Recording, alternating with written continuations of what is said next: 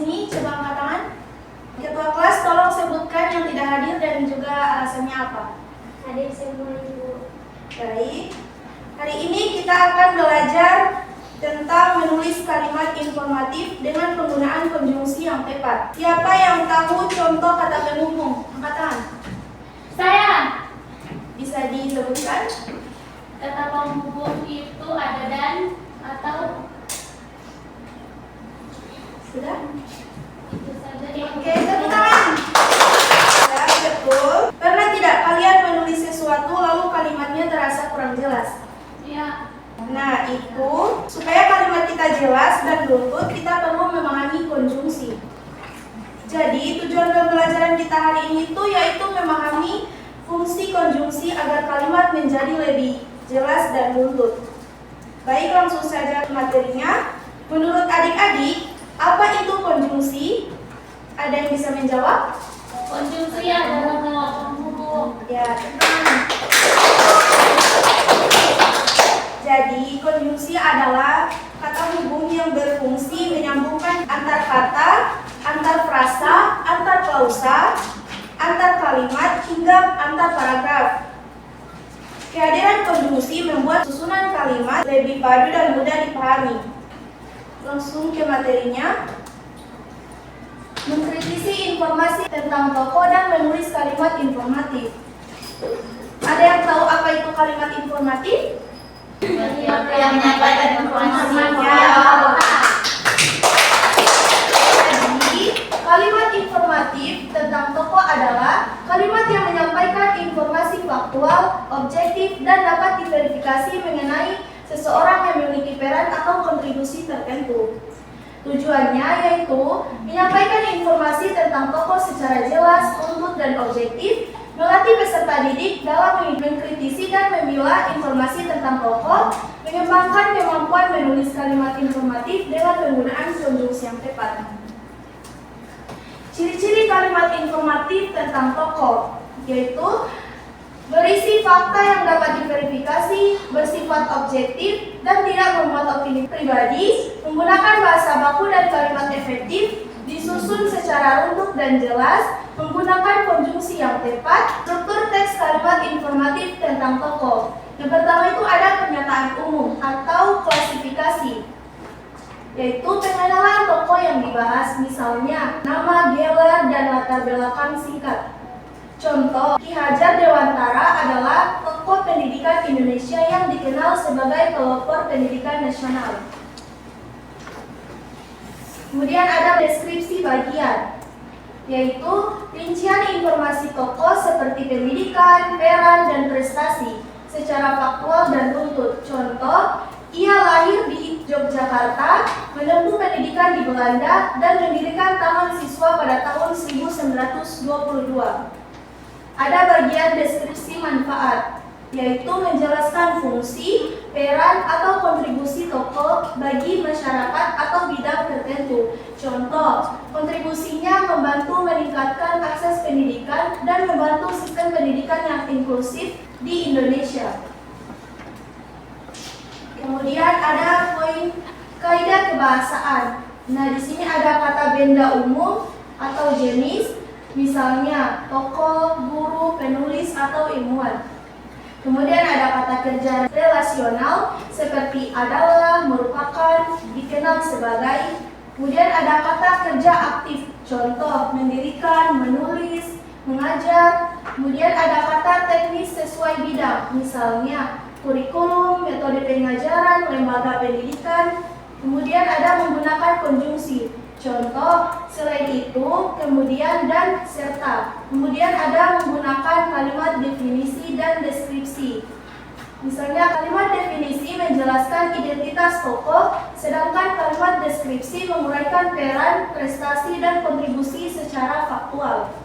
Kemudian ada langkah menulis teks kalimat informatif tentang tokoh. Yang pertama, menentukan tokoh yang akan dibahas, mengumpulkan informasi faktual, mengklasifikasikan informasi, menyusun teks sesuai struktur, merevisi teks agar sesuai kaidah kebahasaan.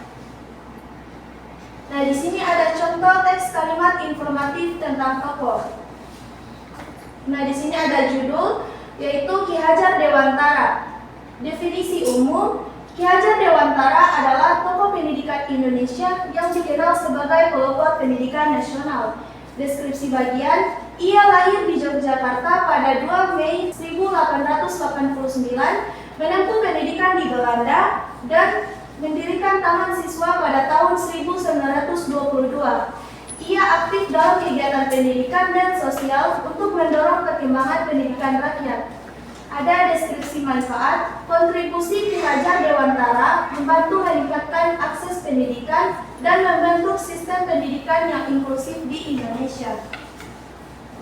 Dari yang sudah Ibu jelaskan tadi, apakah materinya sudah dipahami atau ada yang ingin ditanyakan? Bisa dipahami, Bu. Ya, jika sudah dipahami, kita lanjut.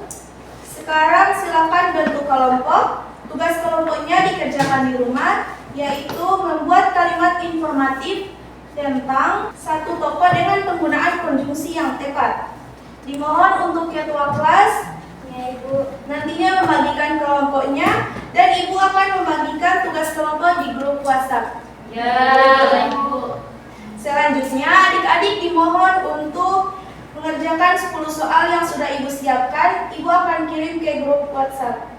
Nantinya ini akan menggunakan aplikasi EduCandy. Apakah sudah ada? Sudah ada, Ibu. Adik-adik, karena di sini Ibu tidak bisa melihat siapa saja yang sudah masuk di dalam game itu, jadi dimohon untuk adik-adik bisa memulai menjawab pertanyaan yang sudah Ibu share tadi, kemudian diperlihatkan kepada Ibu. Ibu jangan kebanyakan, Ibu. Ya. Ya, persilahkan.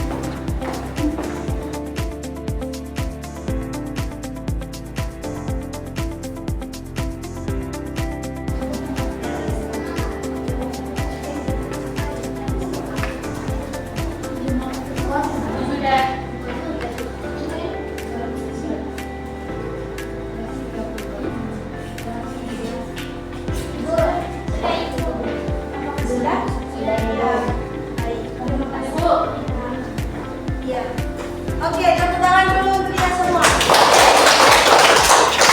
Apakah sudah selesai semua? Sudah, Ibu. Terima kasih atas partisipasinya. Sebelum kita menutup pembelajaran kita pada hari ini, apakah ada yang masih ingat dengan yang sudah kita pelajari tadi?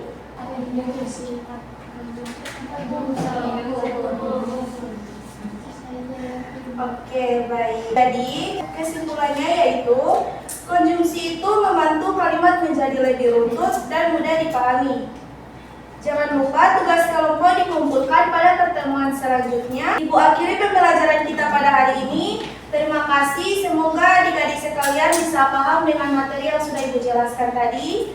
Mohon maaf bila ada salah kata. Wassalamualaikum warahmatullahi wabarakatuh. Waalaikumsalam.